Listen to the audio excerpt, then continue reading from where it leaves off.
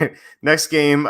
This would be the last of the early games, but we have one added to the slate. Bengals at the Colts. The line opened up Colts minus 7.5. It's up to 8. So who do you like in this game?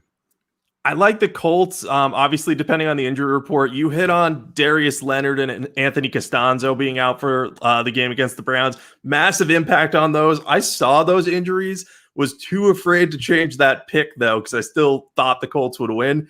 I immediately regretted it after kickoff. I was like, oh, I should not have done that.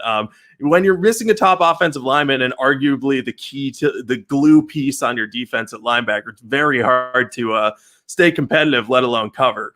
In this case, I think they'll have a chance to do it, especially if those two guys are back. If they're not playing, then I think this line changes, so I might still like the Colts. But if you look at what Joe Burrow did against the Ravens last week, that was the first really good defense he's played since week 1 when he played the Chargers when they were fully healthy. The Bengals scored 13 points in that first game, and they scored 3 points last week against the Ravens. And it's not his fault. It's his offensive line just cannot block. So he's constantly under pressure and gets happy feet. The Colts, they don't have as good of a pass rush, I don't think, as the Ravens, but they have DeForest Buckner, who's excellent. They have Justin Houston, who can get some pressure off the edge. And I think they're going to ride that defensive line combination to a lot of pressure of Burrow.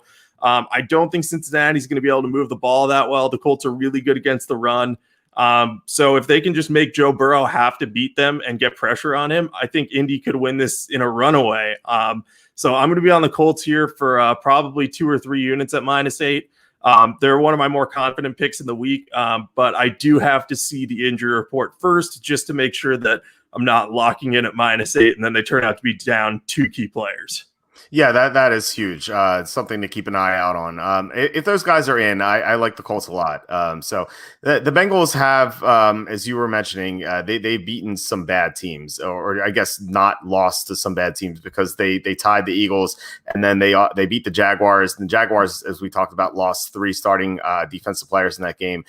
So a little misleading here for the Bengals that they were, didn't look that bad heading into the Baltimore game, and then they got absolutely destroyed by the first good defense they played since week 1. And this is another good defense. The Colts have a great defensive line. Xavier Rhodes is playing amazingly. And if Darius Leonard is playing, they have one of the better linebackers in the NFL. So, and then you have the Bengals defense, which is going to be missing 2 defensive tackles. DJ Reader's out. He's on IR now, along with Mike Daniels. And then they've been missing 2 cornerbacks. I don't know if they're due back. Obviously, you have to check later in the week. But if they're down 2 cornerbacks again, that's going to be problematic once again.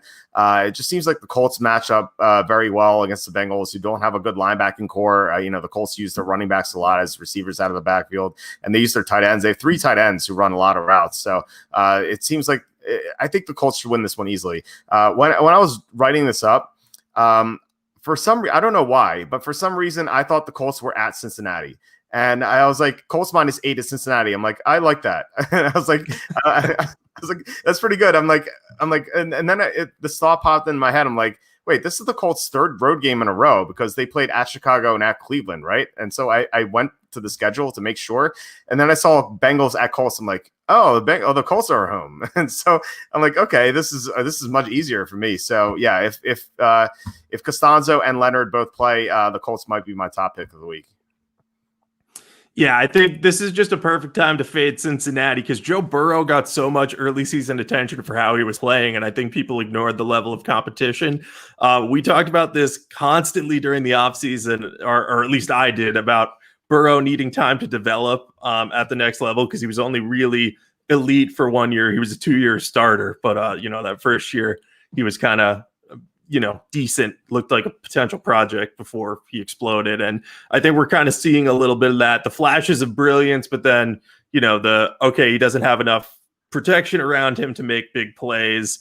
And now he's, getting a little scared in the pocket. So, I think against a good team like Indy, you can fade the Bengals. And my strategy will be if they're playing a strong team the rest of the year, probably going to go against the Bengals until Joe Burrow proves that I shouldn't be doing that.